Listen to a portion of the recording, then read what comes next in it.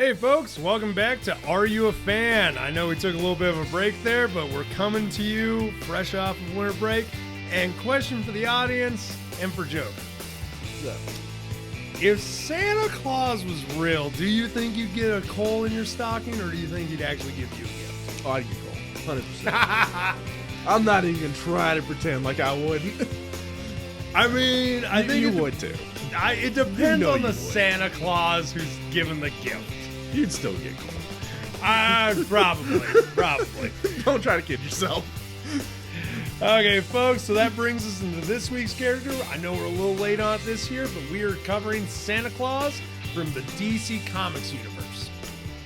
So let's get into this real world. So, Santa Claus first appears in Superman's Christmas Adventure #1 in 1940. So he's been in it for a while. Then he makes a new Earth appearance in Joker Last Laugh, issue #5 in December of 2001. You know, fitting that it's in December. Yep, right. I do. So the New Earth version, the New Earth one. I'm curious what that one would be like. Oh, yeah, I did put that at the end of the other stuff, so you'll get a little bit of an idea of what the New Earth version's like. Not so great. Cool. I think anybody following us for a while knows how we feel about that stuff. So, in universe, following his physical death, Nicholas' spirit remained and became the spirit fable known as Saint Nicholas, aka Santa Claus. So, you know, fairly common, kind of almost off of the old like claymation show movie about him. So, building an operational base in the North Pole, Santa would continue his philanthropy by accepting the purpose of spreading joy and hope across the globe through the magical giving of gifts one day each year. Yeah, hopefully that at least made it prosperous enough. You're going to try to be a philanthropist about it. It's one of those, like, that word implies that, are you making money on this somehow? You got to make something, apparently. Oh, you got to pay all those. Well, I guess you don't have to pay them. They're all slaves, so never mind. Yeah, the elves aren't exactly... Well, I guess you got to keep the reindeer fed. True. Got to feed There the we reindeer. go. Also, you know, I'm sure Mrs. Claus wasn't impressed by the toy making. Had to buy a ring. And that, like, and if you make it, Nicholas, I swear... Yeah, we all know that was a conversation in that house. So eventually, as his operation powers grew, Santa allied himself with other guardians of hope such as Tooth Fairy and Sandman to form a bulwark. Is that right? It is. No idea what the hell the word means, but... Okay, so apparently there's a word bulwark, if anybody in the comments wants to let us know what that means. But basically a team. They form a team should the world ever be threatened by the opposing forces of fear and hatred. Furthermore, the base and toy workshop grew into a sprawling commune as Santa gained assistance from magical imp-sized elves as well as other magical creatures, as well as gaining a wife and a daughter. Yes, gaining assistance. It's called slavery. Also, at this point, I'm really curious how much of this came from the actual like books, The Guardians. Oh, probably a lot of it. And that, yeah, I'm seeing a lot of similarities to a franchise that already existed. So I guess the question is, was the Guardians out in the 40s? That's a good question. So that's kind of the ultimate question on that one. Huh. Might have to do an episode on those Or books. is the Guardians based on this? That's a good question, yeah. Huh, interesting. So while Santa continued giving gifts every Christmas, once a group of disgruntled thugs decided to kidnap Santa Claus out of revenge for not giving them, or for giving them quote-unquote inappropriate gifts. The Sandman and his friend Jed liberated Santa from the group and then helped Santa deliver presents to all the children of the world that year. I just imagine Jed being like some redneck dude with like a jacked up truck. You just see the Sandman and Jed with like an American flag just rolling into the thug's place. Just some gas mask goth dude next to like skinny, scrangly beer belly out past his toes, and that. Yo, we here to say I can't do it. God. We here to save Santa Claus in that. I tell you what. I've had better. Okay, so one of Santa's primary rivals in sharing the affection and faith of the world's children, the Easter Bunny, once hired the intergalactic bounty hunter Lobo to assassinate Santa Claus. That's right, ladies and gentlemen. This is a legitimate comic. Accepting the bunny's payment, Lobo was only too happy to see the job through. He traveled to the North Pole and blazed a bloody trail of destruction as he massacred dozens of elves to reach Santa's throne room. The two faced each other in a mortal combat, but Lobo defeated the Fable by decapitating him. However, while Lobo left believing that he had completed the contract, Santa's immortal spirit remained and returned to continue spreading joy across the globe. Because, yeah, effectively, Santa Claus in most realities is kind of immortal in a sense of like, yeah, you could kill his physical body, but he's going to be back next year. Oh, yeah. It's the whole, like, spirit of of Christmas. Like, you can't kill it. Yeah. You can put it down for a season, but it's going to be back. Also, like a lot of people bring up, this whole account is said by Lobos. So if people are like, how true is this? It's always the question. Yeah, because the way he makes it sound, Santa comes off like a tyrant. I just love that Lobos faced him. Oh, right? It's a fun comic. I've actually read parts of it. I need to find this. Damn. All right, so the historical Santa Claus, or Saint Nicholas, was born in Patara, Lycia, which is now Turkey, in 270 CE. As an adult, Nicholas was appointed the Bishop of Myra, where he developed a reputation for performing miracles such as resurrecting the dead. Also killing ogres. It's a weird add-in, but like, you know, who am I question the gospel? Well, remember, this is DC. It's not the gospel anymore. True, but I do find it fun. Like, they are going pretty close to the actual myth. And so did Marvel. True.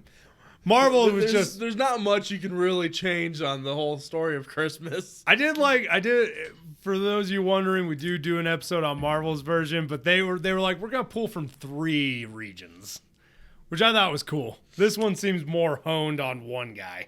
Which I like the Marvel version better just because it is a little more rounded. Yeah. More like he's a manifestation of multiple cultures' beliefs. Yep. And that this one, they're like, nah, let's just, like, Catholics already wrote about him. Why don't we just go with that guy? Which, he's a fun guy. He's a fun read. So, Nicholas passed away in 343 CE when he ascended to sainthood. Okay, so his remains were entombed in Myra until the 11th century when the Saracens invade Turkey. The faithful disinterred Nicholas remains and shipped them to the Basilica di San Nicola in Bari, Italy, where they remained undisturbed for centuries. Oh, man, I bet that was rough. I bet I had an aneurysm getting through that. Oh, God. I was afraid I was having a stroke. I apologize to anybody listening. That was a rough listen, and honestly, you think that was rough to listen to. That was rougher to read. Take it away, Joker. Next paragraph. So, in 2008, John Constantine would locate the skeleton of the Holy Nicholas and arrange to have the remains shipped back to England for use in an occult ritual. Because, you know, what better to use the bones and the remains of a saint for an occult ritual? John, is nothing sacred to you? Who'd you just ask the question to? That should answer that question for you. Fair. In order to get the remains through customs, Constantine had them ground into powder and convinced the customs agent that it was gardening fertilizer. He used some of the powder for his ritual, then snorted the rest of it as if it were cocaine, musing about how it was going to be a white Christmas whether the skeleton that Constantine acquired really belongs to the actual St. Nicholas, or whether it's this individual was in fact just Santa Claus, is a matter of interpretation. Leave it to John Constantine. You know, I remember now why he's one of my favorite characters. Just the off-the-wall stuff he does. Right? Just like one of those, like, you know, if this is holy bone powder, it's gonna do something. I mean, when you're a magical dude, I feel like that's a safe bet to assume. Right? Like I got magic, this has magic, something's bound to happen. Hopefully for the best. Hopefully. Oh, John, you beautiful, beautiful little soul. Oh. So even if the original corporeal body of Santa Claus no longer exists, the essence of Santa Claus provided to be truly immortal. Yeah, I guess it's always going to be a part of John. Yeah. I mean, considering John literally can't die at this point. Yeah, he's carrying on. Maybe that's part of why. Oh my God. That's a new headcanon now. He snorted his immortality. Fans listening to this, make it happen. Make that the new fan theory.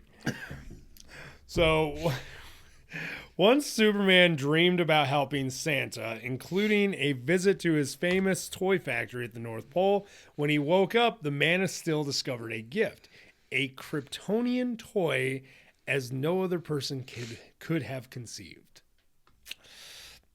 Yeah, Santa Claus canonically has gone into space a few times. Which that is kind of a cool thing to think about, though, that even Superman's getting Christmas toys. Right? It's adorable. So one rather biased account of Santa Claus, however, did not paint him in a jolly old gift giver, but rather as a merciless slave owner known as Chris Crusher Kringle. That'd be a solid name. That'd be a solid name for you. Right? This concept of Santa Claus was a brutal dictator who ran an empire out of his stronghold at the North Pole. So he maintained an army of elves, and through a practice of planned malnutrition, was able to keep them short in stature and fierce as ferrets. However, this account was from Lobo. Yep, that's the one where, But yeah. I just love the as fierce as ferrets.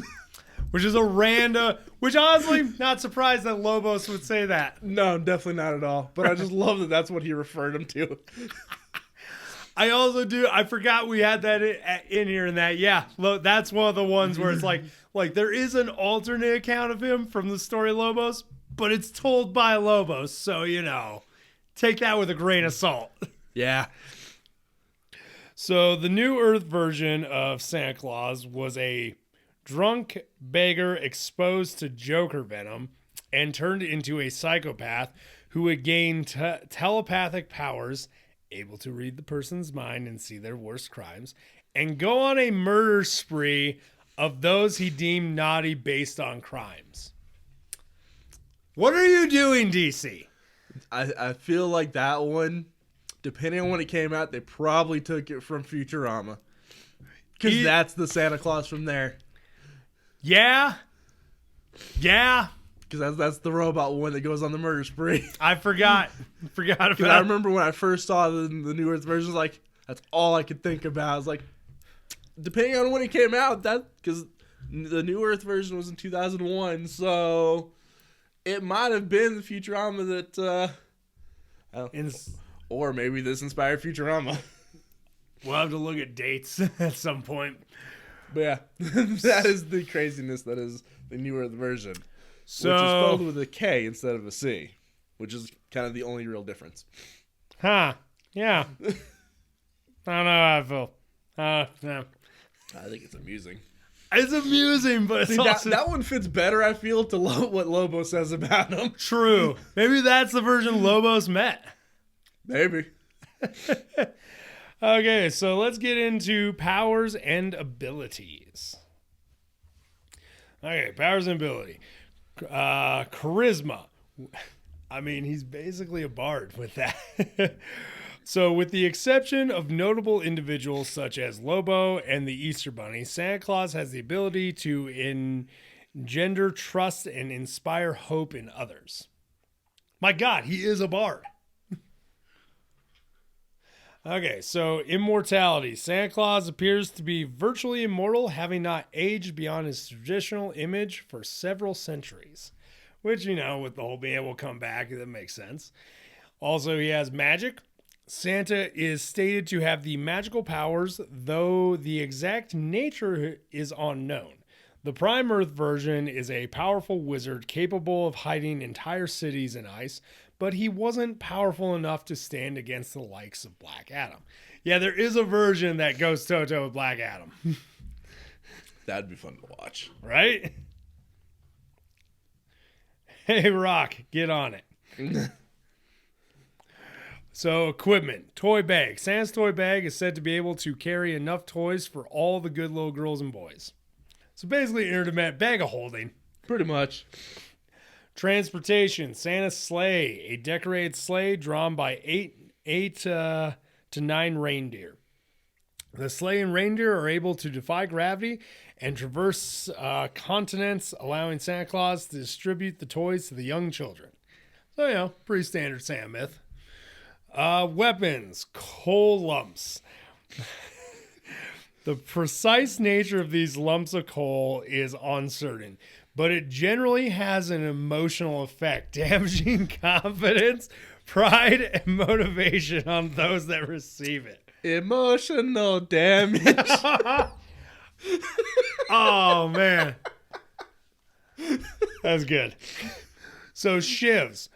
During Lobo's misadventure with Crusher Kringle, he wielded 2 sharpened shivs against Zarnian Bounty Hunter. Oh, yeah, because You gotta imagine they had to be candy canes. Dude, right? just shanking him with a candy cane. I still love his coal lumps. That's a good one. That's a unique one. Oh.